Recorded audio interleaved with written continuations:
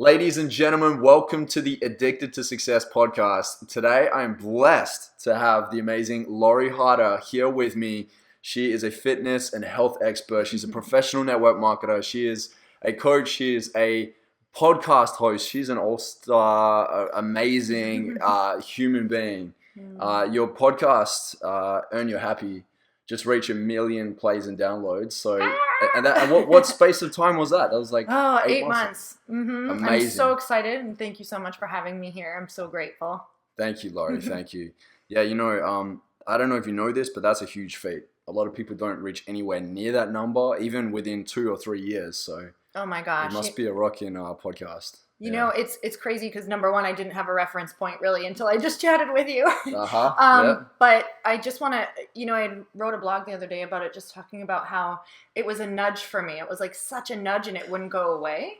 Yep. And I kept thinking, why is this coming up? I don't even understand why this keeps coming up. Like, I love podcasts, but I don't want to be a host of a podcast. And then I really started thinking about what it is that being a host of a podcast actually does for your life and what you get to be a part of. And I thought, oh my God, I get to gain great information with these incredible coaches and incredible thought leaders and world changers who are doing amazing things that I would probably never get on the phone with for 1 hour. I mean, really think about, number one, what that would cost. Number two, if you could even get a hold of these people. Yeah. I've paid some of these people like $20,000 to work with them. Oh my gosh, totally. It's crazy. It's totally. Crazy. Yep. So I was like, this is it's exactly where I want to be. It's exactly what I want to be doing. I want to be connecting with these incredible people and have an excuse for it. And sharing good information because, if I'm going to be, that's one thing about myself that I know that I love to do. It's like the second I get something good or information or learn something, it's like, I just want the next 30 seconds, I want to turn around and be talking about it or sharing it or, helping people find whatever it is that we're looking for. Yep. So what are you looking for?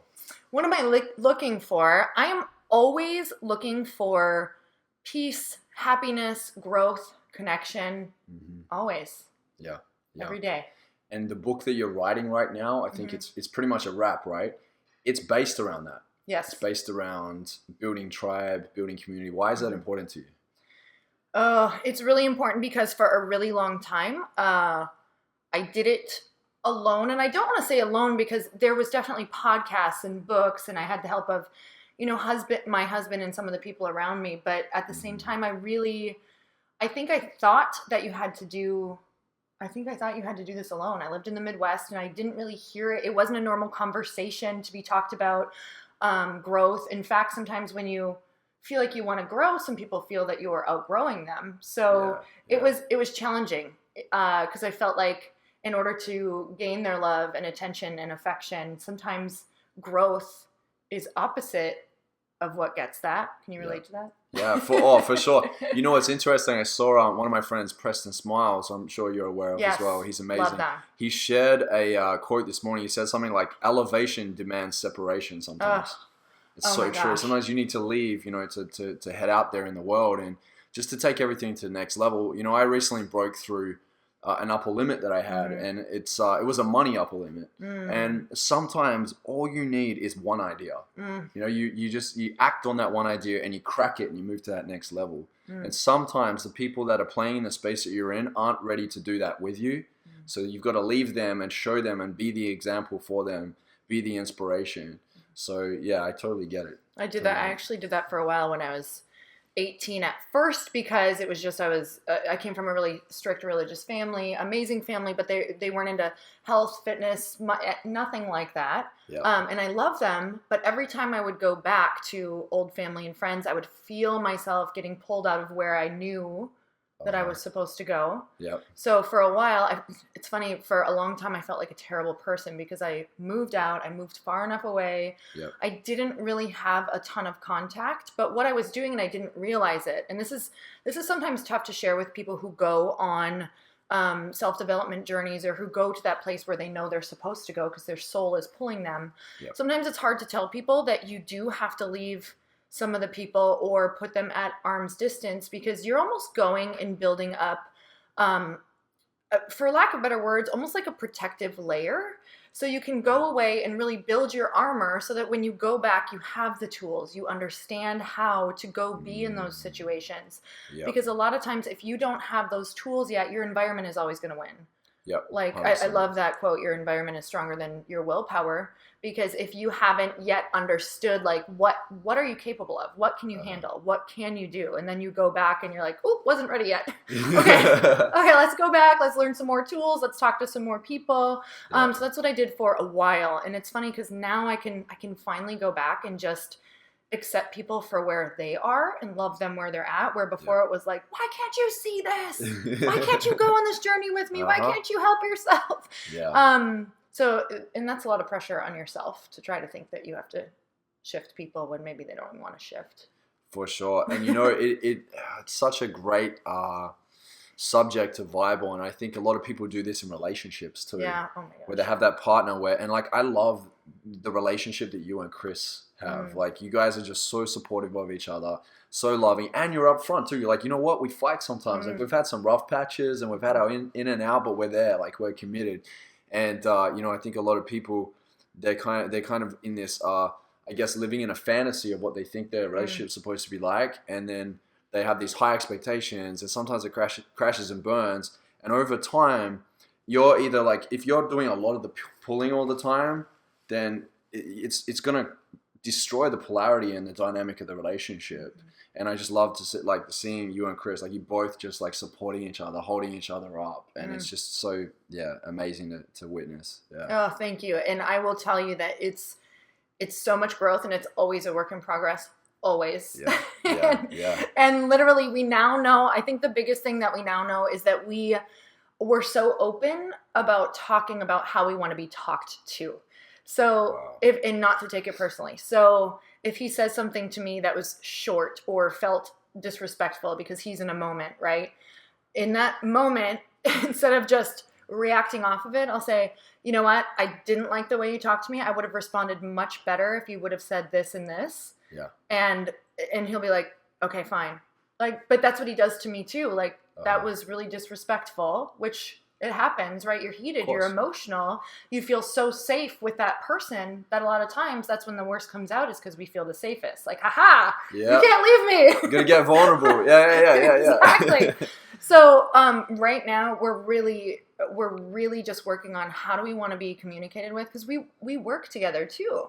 Yeah, wow. So all of a sudden he came home, I think 4 years ago, from managing like 300 mostly men where he worked.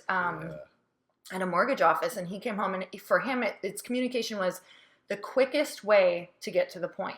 So obviously, I'm his wife, and he's using like the quickest way to get to the point, and I'm over here like, you don't care about my feelings. Yes. More logical than emotional. Yes, totally. So I was like, we're gonna need to learn how to communicate, because there was like 3 months where I was like, go back to work. Like, this is not gonna work. But there's only one way out of that, is to say we either need to learn to communicate, or we have to do our own separate working styles. And we wanted to work together so bad. We wanted that lifestyle so bad that vision won over, and we fed that vision, and that's just what we go for. Like, it's so great, and I do believe anyone can do it. Yep, amazing stuff. Thanks so much, Laurie. It's funny when I conversate with a lot of these successful people on my own podcast. At some point, relationships get brought up, and it's either me or them. And it's funny because, like, it just shows you everything's touching everything, and there's a lot of entrepreneurs where they're making millions of dollars and they have this huge empire, but they can't hold a relationship together for shit. Like, it's just like, it's falling apart all the time. And so for you, what do you feel like, because you guys work on your relationship a lot, how do you find the balance between your relationship and building your empire? Because right now, let's not lie, you're building an empire. You got your podcast, your coaching, you've got your events, you've got your network marketing business, which you're crushing in, like one of the highest income earners in the company. So like, how do you really balance all that and work together as a team? Well, I think we're constantly getting feedback always in our lives. And I think that when things are going on, when you're not feeling good, when you're not feeling connected, if conversation is not flowing, that's a huge feedback flag of, are you giving yourself enough time to have these conversations? Are you giving yourself time to connect? What is it that you're actually feeling and why? Is it you? Is it them? Is it both of you? Like, what is it something that you can fix? Is it something that you need to talk to them about? So Chris and I always try to go on walks, because that's kind of been some massive roots for us. Is to stop the workday, like stop being business partners, even though I'm going to be honest, like we'll go on a walk, the first 30 minutes is like business. Yeah. So take that time to be partners for the day. And walks have literally, it doesn't matter if we were, because Chris and I have lost a house together. He's gotten laid off. We've had massive family issues. And it's like the walk has always been the thing that's brought us together, brought us down, changed our perspective, moved us through it, got us out in nature. Because I really believe the answers come through movement and just being open. And when you get outside and you be open together, beautiful things happen. So I would say go for a walk, go be outside, go make sure that you're connecting. Because what people do is maybe they're fried at the end of the day, so they turn on the TV or they both go into their offices, and then you don't even know what happened throughout the day. Or like, let me talk to the person Chris, not the business partner Chris. It's really easy to do, because honestly, sometimes at the end of the night, I'm like, no, I don't want to be people. I want to continue talking about business, especially if it's good. You can be like, let's celebrate this. Let's talk about that. And you can like go to bed still talking about it. And then you're like, all right, let's actually just compartmentalize. Let's put that somewhere else. Yeah. That's great advice. Laurie, you hold quite a lot of retreats and events. What do you feel is like one of the most powerful exercises that people can implement in their life to follow their bliss or live in their bliss? Honestly, I believe it's connecting with other people. Hands down. I'm obsessed with holding space in a room. I love just being a facilitator. It's the coolest thing, because if you can just teach people how to ask each other real questions that cause real connection, then it's all their answers come. Every single answer is in that person that is sitting right next to you on the subway, on at a restaurant, in line at Starbucks, wherever. And we are so off in our own world, and we're so disconnected that we miss the answer every single day. And whether it's just gaining perspective from somebody's story, it doesn't even if they're crazy, like even if they're crazy and you're like, wow, that person is nuts, don't want them in my life. Okay, well, that's great. You just learned a boundary. You just gained some perspective on what else is going out there, how other people feel. It's constant feedback, and we can cut ourselves off from that, and we can feel completely isolated in our story. That's another huge one, is that we know, especially doing podcasts, and you're such a natural networker, like you just connect with people so well that you literally, it's like having those connections change your life. They bring everything to you. They do. Has everything good in your life come from basically connecting with people? Definitely. And this is the thing too, like we can only work out so much within our own mind. And I love being self-reliant and mind strong, which is like what I'm all about. But to a certain point, we also need to be open-minded and understanding and knowing that like we don't know all the answers. We don't have all the answers. So I'm forever a student in the student chair. I'm always open-minded. I'm like, hey, like who else can I learn from? And usually it's through others' actions. Usually they don't even have to say anything. It's just like seeing how somebody shows up in a room, seeing the questions that they ask, and not even listening to the answers, but just the way they carry themselves. I find inspiration in so many things. And you've finished writing your book. I'm writing my book right now. How awesome is it when you're writing a book? You almost I get why people get addicted to actually writing books as well, because you just put your mind in this place where you're constantly you start noticing everything around you, finding inspiration in everything. You start noting things down, and you start getting really involved in conversations. So I feel like everyone should write a book at some point in their life. Yes, totally. I think just like really switching your mind on to inspiration and knowing that everyone has a story, everyone has something to offer, whether they're crazy or they're awesome or whatever, however you view them. There's always a lesson in every conversation. So that's great advice. Thank you. Man, connecting is such a huge one for me. I went to a retreat in Costa Rica last November, and there was this guy who was like opposite of someone I would normally connect with. Like he was like the definition of like the hug monster. Like he would say, and I love hugging, don't get me wrong, but it was like every 30 seconds was like, let's bring it in for a hug. His name was Gregorio and he was Italian. Hi Gregorio.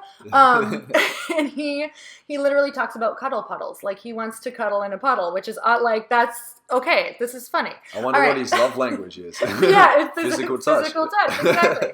So like that's scary enough for me as it was, because I'm like, wow, that's a lot of affection coming my way. And so then we're doing like some different sharing circles, and honestly, that day I was not feeling it. It was like so much sharing, and I was just over the sharing. You ever been there where you're like, I'm just emotionally exhausted. I was emotionally exhausted, and he's like. We were doing this one-on-one thing, and he's like, so how are you feeling right now? And I was like, honestly, I just want to be back in my room, and I want to be absorbing this, and I want to be quiet, and I want to be alone, because I said I really enjoy being alone majority of the time. And he goes, no, you don't. And I go, I don't? And he goes, no, that's a story you told yourself when you were a young kid as protection. And I literally was like, how dare you? Oh my God. I mean, he was right though. He was so right, because I had a lot of, I think growing up in a really religious family where I didn't celebrate holidays, there was a lot of, I was made fun of a lot in school, and I was also bullied for my weight. So I would always tell myself the story that I'm better off alone. So in that moment, I was like, I actually love people. Like my heart yearns to be around people so much, but I throw up this protective wall, like you could hurt me. So I don't necessarily, I can't this is almost like too much, like it's almost too much love. And then now I'm like, oh man, let's get in that cuddle puddle, because now it took some work though. Like it's taken me a good year and I can feel it go back up, because I can feel that once in a while if someone says something or I take something wrong or I haven't given myself space, I can feel those walls get thrown right back up. And I'm like, no. You don't need those anymore. You can actually process. Let's work through it. I love that you brought that up. That's amazing. Thanks for sharing that too. Yes. I think a lot of people now are probably going, wow, what are my stories? Just through this example. So that's awesome. I tell a lot of the people that I coach, a lot of people have these stories, and I tell them, I'm like, look, like, it takes a lot of like habitual actions and dedication to really break that. And understanding how your beliefs are operating within you. And I think a lot of people think that it's hardwired. And I say nothing is hardwired. It's always soft-wired. You can retangle you can untangle it, you can rewire it, reprogram. And so sometimes that takes a long, quite a while. It can be challenging. But you just got to think about like where would I be in life if I can overcome this, if I can work through this to the point where it's no longer a story, where it's no longer disempowering me. And so that's great that you've identified that you're conscious of it. It takes a lot of like courage to face it first and foremost, and then it takes a lot of work to go through it. So you're a great example of dedication. I love that you said that, because I actually now embrace all of the different, and I know that talking to people and using the podcast and really learning from people, I think all of the people who have a really good perspective on their life have been able to take the tough stuff and either use it to teach or use it to get stronger. I think having a fitness background, it's been really helpful for me to kind of lay that foundation and understand that without the really tough stuff and without resistance, if we walked into the gym and it was all like, foam squares and volleyballs, or I don't know what I'm trying to say, bubbles, like you couldn't get stronger. So there's no way to get stronger. It's like the more of the challenge you put on your muscle, the more strength you're going to gain. So that's literally just like life. Like we couldn't even sit here and have this conversation if we didn't have things that we had to work through or get over or share or teach. So it's always, I think it's so beautiful. You can't embrace it right away all the time. In fact, sometimes I think it's really important to go through that processing period, give yourself the grace and the space to feel it, or to feel hurt, or to feel angry, whatever that is, because there's definitely things that I'm not like, oh good, look at the lesson. My assistant's probably laughing because I do that all the time. I'm like, but where's the lesson? I'm like, oh, you're not ready for that yet. Lesson? Okay. All right, let's process. But yeah, they're beautiful. And anyone that we look up to, we look up to them because they share those struggles, and then we see that they were able to gain strength from them. So Yeah, inspiration through action. It's like the ultimate level of inspiration. It's showing others what's possible through your own actions. Oh my gosh. Yeah. Like just being able to see that with different mentors. Like we were talking about before, like it can just take one person sometimes to be able to see it, or one thing to go, got it. It can be done. Or got it. They got through it. Or wow, look how they're handling it. Or wow, they have a whole business based on that. Yeah. And this is the thing too. Like sometimes we can't get the answers from someone. They can't tell us what to do, because if we get an answer from them, we go and action it, and then we think, oh, okay, cool. Well, this person's given me the answer, and now I can move forward. At some point, you're going to want to have to go back to that person to then get the next answer. But if you can connect the dots in your own mind, you realize that you are powerful enough within your own self to be able, and resourceful enough outside of yourself to be able to make things happen. Yes, absolutely. Yeah, awesome stuff. So you've reached 1 million plays on your podcast. Who was the most interesting guest for you? Oh my gosh! And what did you learn from them? There's so many. It's tough. It's tough. How many episodes first? How many episodes have you got up on there? Oh, I think 70 something. Oh, wow, you've been putting in the work. It's like 10 a month. I do one interview and then I do one like quickie, basically. So I kind of just talk on Thursdays about whatever's coming up, and I seem to have a lot that comes up. So that's funny. But I'm just thinking of some of the recent people. I had one of my mentors on, Jack Canfield, who's always fun because we can just have the best conversations about, he's so open. He will literally share anything. Yep. So I find the more vulnerable and more open people are, the more fun you can I know that nothing's off the table, and they're like totally good with me being like, what did that feel like? Or why? Or what were you thinking? Or what were you doing? But let's see. I'm trying to think of someone who just came out. You know what I really loved? Ryan Blair, who I just had on this last week. Blair. Because I loved hearing about, he has a lot of different things that went on with his family and just learning about his son and his life. And a big theme was, through a lot of different trials and tribulations with family, because his mom has a lot of health issues, and so his son has some different things that are going on. And it was like, how do you build such an empire while these things are pulling at your heart and your mind so much every day? Wow. It's a daily thing. Yeah. So I learned a lot about how he gives himself space and time to compartmentalize, have them, feel them, and then now it's time for something else. Yep. So it's learning that can happen as well. And also just, he feels that, seriously, you have to listen to this podcast. He feels that compassion for him was something that had to be learned. And it's really interesting. Like some people are like, can I be a more compassionate person? Absolutely. Yes, you can be a more compassionate person. You can start acknowledging where you could be more compassionate, or where you could, like himself, compartmentalize something that's going on and be able to start maybe moving on or doing a little bit of work outside of that. Yep. So that's been really powerful, because no matter what it is, we all have something that pulls at us every day. That wants to take us out of, the last thing you want to do sometimes is come and talk to people about inspiration when crap is going down. Like, oh my gosh, how am I going to do this? Yep. You have to check it, set it aside, and be like, guess what? The great thing about crap is it'll still be there when you're done being inspirational. Always. Just as much as the good stuff's there too. Totally. Yeah. And that's the beautiful contrast and dichotomy of life, is like the darkness makes the light even brighter. So it's appreciating that when we're in it too. Like, okay, this sucks. I don't love this spot, but it's so much a part of life. Yep. It's reminding me what I love to be in, or who I love. Sometimes we're around those people that we don't love, but they remind us of how grateful we are for the people who really make us feel great. Yeah. So there's always something. Yeah, no, that's awesome stuff.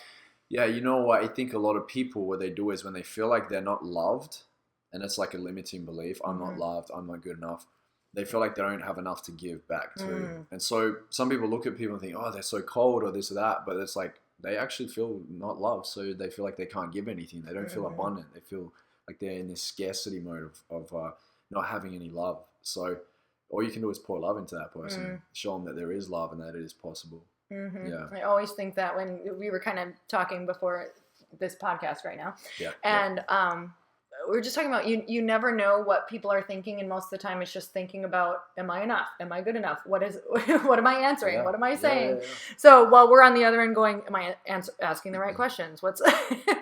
Do they feel like this is a good podcast? Are they comfortable? Is that so? What are some things that come up for you during podcasting? Yeah. Oh man, everything. I would say I always want to make them feel comfortable. I want them to get the message out that they want to get out. I want them to feel like they're in their zone of genius. So for me, it's like I'm learning that it's not about me. It's about me just giving them the space and time to answer. Something else that was so interesting is if you ask them a question that maybe makes them dig deeper and they're pausing, like I found myself right away wanting to like help them out. Like, oh, it's okay. We don't have to answer that one. Like, because on podcast time, sometimes 2 seconds can feel like 5 minutes. You're right. If it's like empty space where now I'm learning, like, you can't, like, don't fix it for them. That's a beautiful place for them to be, is like being able to, even if they fumble around for the answer, they're probably going to a place that they're excited about. Yeah. You know? Yeah. So it's been, I don't know, can you tell I analyze everything? It's so good. Yeah, it's the entrepreneurial mind, I think. We just like to analyze. We like to just assess everything and make sure that it's a good idea and it's lucrative. Yeah, that's funny. That's how we operate. Yeah, we're kind of like control freaks and perfectionists. Yeah. I've kind of come to terms with that recently. Yes, I agree.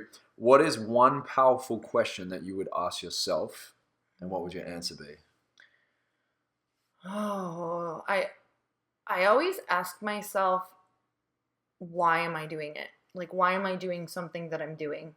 And I'm also learning to not, if it's a question or if it's an answer that's not super deep or save the world, I'm also allowing myself to not judge myself. Like to not judge myself on what maybe I'm motivated by in that moment, because I go back to thinking of square one and day one, and I wouldn't be where Chris and I are at with our network marketing business if I wasn't honestly just motivated to not feel the pain of not being able to pay bills or not being able to buy an outfit that I wanted.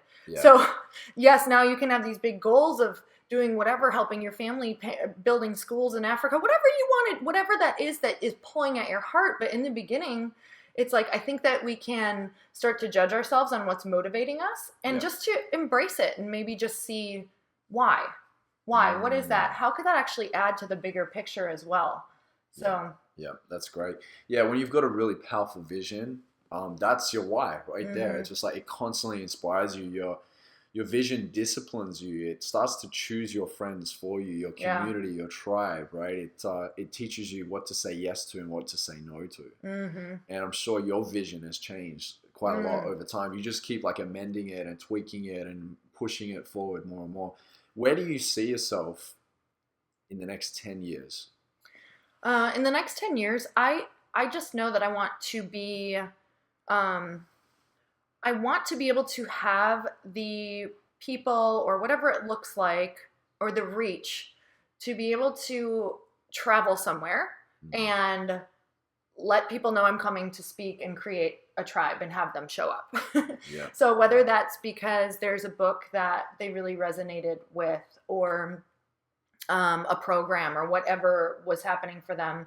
I really love being in community. I love watching people connect. I love taking people a little bit deeper than they thought, or reminding them that they're way more than they thought. So that would be awesome to be able to do that, whether that's through, I know it's going to be through books. So hopefully in 10 years, I will have written a lot of books and created a lot of community. I hope that when people hear about whatever it is Chris and I are doing, that they get to say something like, wow, I got connected through them to this amazing group of people who just like unlocked everything for me. That's the key right there.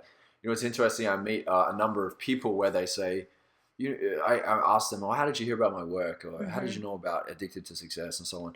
And usually it's like, Javon Langford introduced me, or Peter Kelly, or just like someone. I'm like, wow. And they will always remember that person that connected them to such a great network or a great person.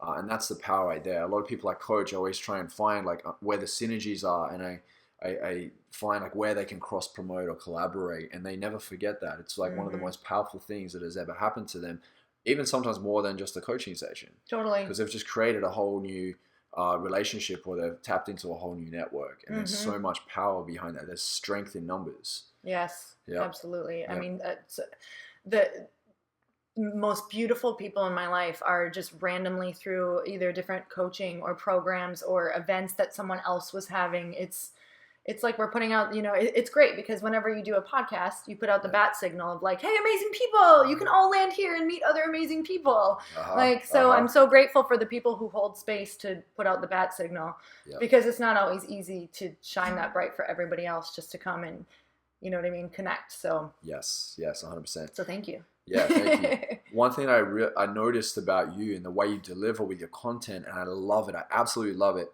is when you jump on the Facebook Live, you have no makeup. Like you just straight up like, hey guys, like in your bathrobe, but he's like hair's kind of all out. You just woke up. Yeah, I'm not used to seeing myself with makeup on. I'm like, who is that? Like a bathrobe. Yeah, so I love that because that's such a great example of like you don't have to be perfect, right? And it is like one of the biggest things. I'm not good enough. People feel like they are. It's not a major insecurity. Some people can live in that, and it can be a major problem. But I think that when you just let a little bit of that in, it affects. It's the small percentages. It affects the way you show up. It holds you back from going up and introducing yourself to that person that could absolutely change your life. Yeah. So for you, what do you feel like? What is the most common feedback that you get when you do your Facebook Lives? What is that thing where you're like, oh, I can nail this and can really help people on this level? What is that thing? Well, I love doing. The reason that I started doing that first of all, doing Facebook Live with no makeup on, I never was like, I'm going to do this with no makeup on. It started out, I want to get on Facebook Live, but I have to get ready to do it. I need all my content like there. I need to feel prepared because we started, remember doing like webinars. Yes. Yeah. Okay. So before Facebook Live, it was like, let's do a webinar. Everybody like gets on, you get ready, you're all prepared. You have your content, you know exactly what you're going to speak about. And then, Facebook Live was this thing that I realized just brought so much. I get ideas and like I was saying before, I get ideas. I want to share them right there. Yeah. And when I go to prepare, sometimes it's like they're not there anymore. They don't feel as authentic or real or raw or in the moment. And I can't remember why they were so important to me in that moment. Yeah. So what happens is in the morning a lot for me, it's like I get my inspiration because I've just either read and meditated. I'm fresh in the morning. Nothing's like really come into my space yet. So what was happening is I wanted to get on and talk, but I'm never ready, right? Yep. So I was like, okay, well, I'm either going to do this now when it's real and fresh and I'm inspired, because I learned really quick because I tried for about 3 months to just do it in the afternoon and get ready. Well, number one, I wasn't getting ready because I never do. Number two, the inspiration was totally gone by afternoon. So guess what was happening? I wasn't even getting on. And then I was upset with myself because I'm like, this is a real call. Like I really want to do that. So I actually let the pain be used. Why not? It's there as a motivator. Like, okay, this pain is going to stay for me until I start doing this thing. It's very clear because every day I didn't do it, pain, bummer, I wanted to do it. Yeah. Didn't do it, pain, bummer, wanted to do it. How could I actually do it? Okay, get on now. Like right now. Like now. Wow. So push by the pain and pull by the pleasure. Totally. Yeah. So I started getting on and the feedback was so awesome. It's funny because I've also gotten feedback like other feedback. Of course. And in a public domain, like, it's going to be like that. Yes. People are going to pick all sorts of things. I was like, oh, okay, you're letting me get stronger right now. Got it. You're under a magnifying glass. Yeah. One of my friends, thanks for sharing. One of my friends, Ty Lopez, just before he put up I'm here in my garage, my Lamborghini. Totally. Like just before he put that up, he had a conversation with me about it all because I was asking him, what are you doing next? And I said, Ty, they're gonna pick pieces out of you for this. And he's like, I know. He's like, but I need to reach people because I want 13-year-old kids reading books. He's like, I have to shake the game up. And he was probably already in pain over not doing it. Yeah, for sure. He's like, I just need to do something different. I have to disrupt. And it's kind of like what you're doing too. So like now it creates this like ripple effect where all these people that were like scared to do that, now they're like, oh, they find inspiration in it. It's like, whoa, she did it. And so that's what it takes sometimes to be the leader, is to go first. So and also it's giving you a lot of awesome content for your book. Totally. It really is. Like people don't even think about, like now that I'm writing my book, I'm starting to accept a lot more podcast interviews too. And before I was like, no, I don't want to do it. I'm writing my book. And I was like, wait a minute. This is like stimulating thoughts. You're getting fed every day. You're like, thanks for that. So jumping on more podcasts. And with you, it's like, you're listening and seeing what people want. They're asking you questions like, oh, these are pain points. These are problems. This is where I can bring the solution. And so, when you know the solution, you can create transformation. Oh my gosh, I can't even tell you how important that is. Like you just said why I'm driven to do it every day is because we don't know what's going on outside of our lives unless we get outside of our lives. And that's just the most beautiful way to do it, is to open up and be like, bring on the wave. Let's see what's going on today in the world. And, it's crazy if you're feeling, let's say one day you're feeling like you're not as confident as usual, or something came into your space that's making you question maybe something you said or maybe something you did, or because that happens a lot, right? We can feel one way a certain day and think that it's 100% and wake up the next day and gain some new perspective. And it's just constant feedback for us to understand even more of our direction, where we want to go, what our calling is. So sometimes the toughest feedback, even if it's been, through Facebook, through a comment, through whatever it is, sometimes the toughest feedback has been the stuff that's actually made me go, wow, maybe I should consider that. Like I didn't actually think of that. I'm sorry. And you give yourself space, because it's not always easy to process, but oh my gosh. Yeah. So I think that's what people are actually scared of the most is there's going to be a million great comments, but then sometimes that one feedback, because we're not perfect, we can't be inclusive to everybody in a conversation. So sometimes it's like, or we can say something that could maybe hurt someone that we didn't even think about. And I think that's what people are afraid of, is the feedback off of that. So they need to be perfect, but there is no perfect. But the great thing about the feedback is you can say, wow, I should have considered that, or sorry, not important to me. Like, that's actually your own personal opinion that's holding you back, or whatever it is. 100%. Yeah, I think it's also important to keep the right people around you. Like when I look at my circle of friends, I used to want to be friends with absolutely everybody. Yes. And now I'm at the point where I'm like, I want a tight group of friends, but really deep relationships, right? And like when I look at my friends, everyone around me that I'm connecting with out here, back in Australia and some other countries, like when I look at them, I know that my friends know within their hearts and in their minds that they're destined for greatness. And so we push each other to the limit all the time. Like, hey, you're at an upper level right now. I'm spotting it. Or we call each other out on our own crap, right? So you need people like that, right? Because you can get to a point where if you're doing really well in an industry and you are out in the public, you're going to get like haters because everything's magnified and everyone's throwing out there like projecting their own stuff. And then you also get people that are yes men. They're like, oh yeah, that's amazing, that's amazing, that's amazing. If I start feeling like someone's saying that a bit too much, I'm like, that's not good. Like, I love you and I appreciate you, but I won't go to them anymore for feedback, because it's like, I want to constantly improve. So you want people around you, if you're willing to go to the higher levels and you want to expand as a person, you want people around you that push you, that also open you up. So it's like that fine line. It's like, sometimes you need tough love. Yeah, totally. And I think when you get, now that I've really understood some of these relationships, because they're built over time, and they take work, right? They take work to find these people and to build it up, and also to understand the agreements you have within that. It's funny, like when you have these great people around you, when you say things like, I don't want to be told right now that I'm upper limiting myself. I just want to say what I'm feeling, and then you can tell me later. Have you ever had that conversation where like, just give me 1 second and then you can tell? But that's the best, because you're about to get like some really awesome feedback, but maybe you're just not ready for it yet. So I have this really awesome mastermind of women, and that is the thing, is we have the space to, so it's every other Thursday. And I know every other Thursday is like, you never necessarily want to go into these conversations at 8 a.m. in the morning. But it's been some of the most powerful stuff, because it's like, where can you see me limiting myself? And that's not always fun. No, it's not. It kind of takes a blow to the ego a little bit. But it's so good. I mean, I've grown more with having these people in my life in the last like 2 years than I would have never even remotely touched the tip of anything that I get the opportunity to do right now, because I've just had really amazing people. So I know that's the gift that I'm also meant to share with people, is connect people with people, like, but teach them how to have these conversations. Because a lot of times we think we're connecting with people. We go to coffee, we go to a workout, and we leave and we're like, didn't really connect. Yep. But did you really ask the right questions to get past the superficial layer of we're afraid to. We're afraid to go deeper. We're afraid to ask those questions. What if, and it's not necessarily going to be the first time, but it's almost asking permission to be able to go there. Like, hey, I'm looking for deeper connections with people. Would you ever want to join this group? We meet on Thursdays. We ask deeper questions. We try to get past like the, social layer that a lot of people just go and talk about superficial stuff, which is totally fine too. There's a place for that. But if you're craving deep connection, you have to know how to create that. So, and you have to get the permission to create that, right? And a lot of times we just aren't doing it because we're not saying, hey, this is what I want. How do you feel? Are you opted in? Cool. We're both opted in. Let's go there. Yeah. Yeah. No, I love that. I absolutely love it. Mastermind groups can change your life.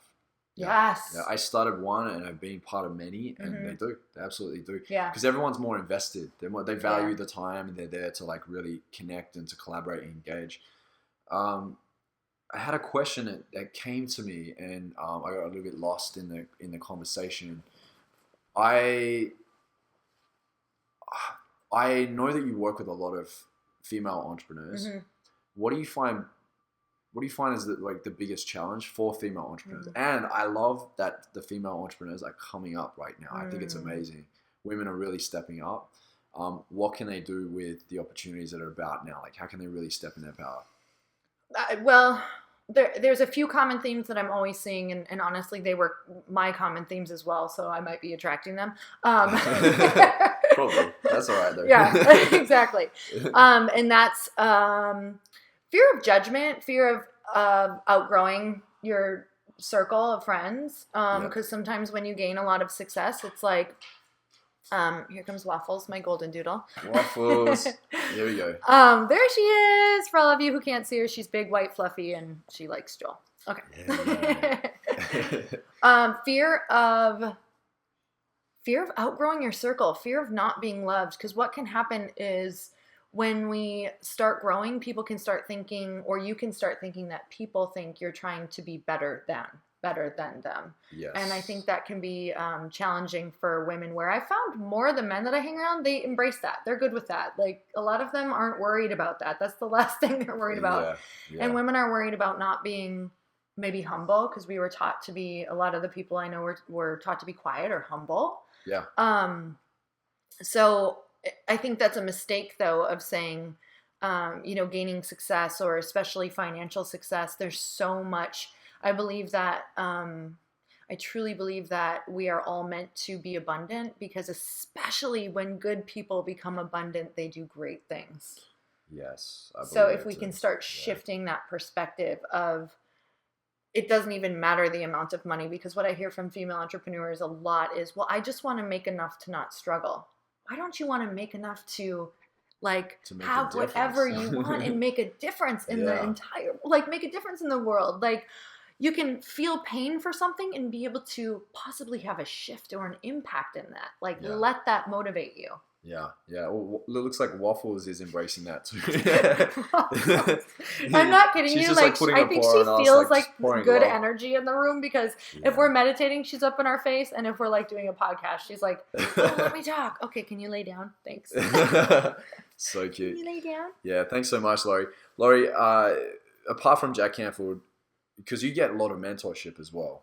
Yeah. Every coach needs a coach. It's just like Michael Jordan had a coach. He was the best in the game, but he still had somebody there, looking from the outside, having a different perspective. What is one of the best pieces of advice that you've received from one of your mentors? It could be in life, business, relationship, whatever. There's 5 things just popped into my head. But I've done some coaching with Gabrielle Bernstein. I've taken all of her programs and gone to her events and read all of her books, because she really resonated with me, because it's all about love. It's always, and I know this is such a huge thing right now because it's the truth. And it's I believe everything can be worked through, healed, fixed, discovered through love. And I will tell you that finding that message in my business, in my network marketing business, freed me of everything. We have 125,000 people in our downline, and I will tell you that equals a lot of personalities, especially dealing with money. Oh yeah, that definitely. It can bring out so much in people. We've had what could have been such massive fires and falling outs that it's reminded me like just take a step back. Like yes, like allow yourself to see the love, find the love, figure it out, give yourself some time for it. Like, and I mean, I know where people fail is typically because we can't see the love. Something's covering it up, a story. We can't understand their side of it. We don't have compassion. We're going to just tell them where they need to go and that's it. And then that's over. Like we stop seeing ourselves as humans and we throw up those walls and it's like, well, get out of my way. Yeah. But that's not, it's like these personalities are coming at us to learn where we can find more love, even in every single person that's coming at us when we don't like them. But how could you? Where can you see? How can you see them as God, source, whatever you believe sees them? And that's always that place where I'm like, oh, I see. They're an amazing this or that, or this is coming from a story from their childhood, or this is coming because this is how they saw this, or they don't see the whole story of what's actually going on, or they don't understand the ins and outs of this business yet, or the time that it takes, or the whatever it is. It's understanding and compassion, giving yourself space to see the whole picture instead of what we're just seeing, because we're all only seeing like this much. Which is a zero. I believe that. Yeah, it's one of the biggest issues is that a lot of people feel like they're not loved, and they feel, like I think one of the biggest things is actually they're not grateful, or they're not practicing their gratitude. Right? Sorry. It's they're not practicing that gratitude. And gratitude, like when you're in that moment of gratitude, it's almost impossible, or it is impossible to feel hate, or feel anything that's disempowering. It's just love. Gratitude is love. It balances everything out.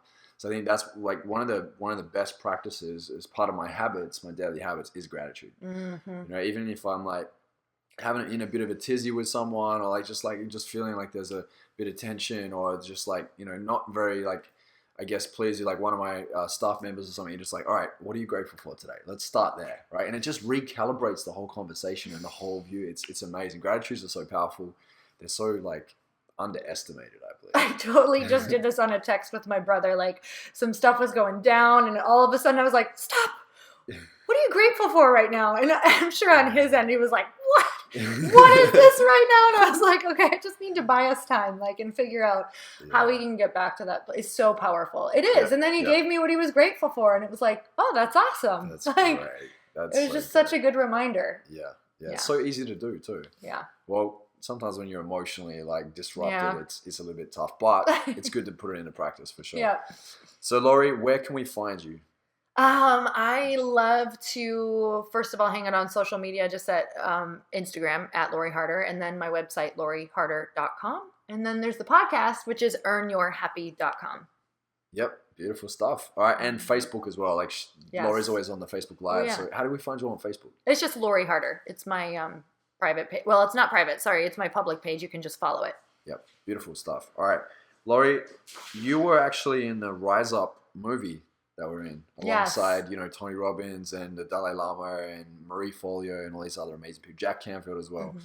What do you believe it takes to rise up? I believe it takes, fear is just coming up for me. I believe it takes acknowledging your fear and understanding that can be the most perfect path to follow. I think the biggest gifts can come from following your fear and seeing what gifts are waiting there for you. So following your fear and just being really open to knowing that everything that's coming your way is probably a gift. Yeah, beautiful. Laurie, if you were to deliver your last 30-second speech to the world, what would that last 30 seconds sound like? I'd say no matter what is happening right now, it's happening for you. And to be able to just give yourself time. And I think that we react a lot. So if you can just see why and start asking the empowering questions of how could this be happening for me, and how could I love a little bit more in my life, I think that would be the two keys that I would give for happiness. Beautiful.